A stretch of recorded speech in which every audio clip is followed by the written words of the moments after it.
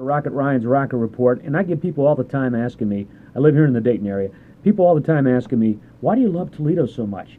Well, it's my alma mater.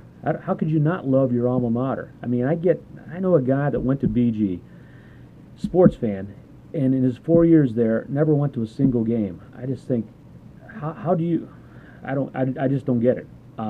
Maybe it's because BG doesn't have the tradition that UT does.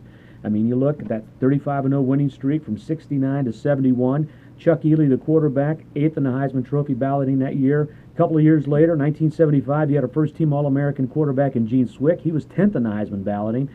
And then you go into when things really turned a corner was when Nick Saban came in there in 1990. They went 9-2, and then they hired a guy by the name of Gary Pinkel. 10-year run, put the Rockets really on the map by beating some big schools.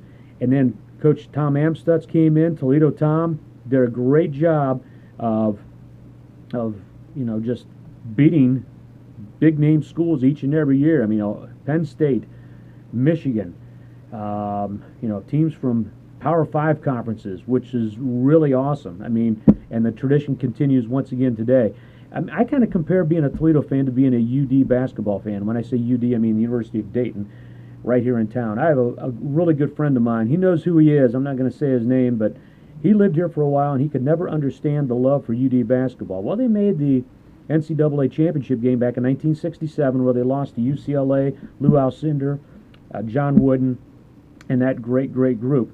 But over the years, UD sells out every game in basketball, 13,000 strong, and that is from a mid-major conference. Toledo, mid-major.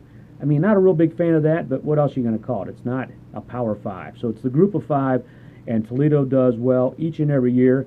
And I'm just proud to say I love the Rockets. I mean, they are arguably, you have to go back over the years. 1962 is the year the NCAA decided we're going to classify schools from the MAC as a major conference.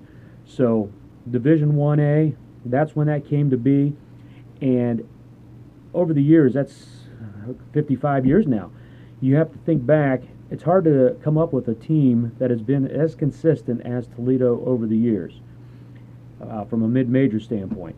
Yeah, arguably, they have to be one of the greatest mid-majors of all time. In fact, I'm going to go on record as saying that they are the greatest mid-major of all time.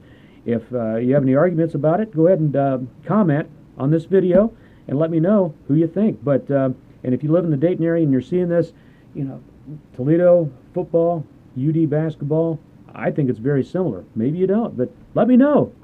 Thanks so much for joining me. We'll see you next week, and go Rockets.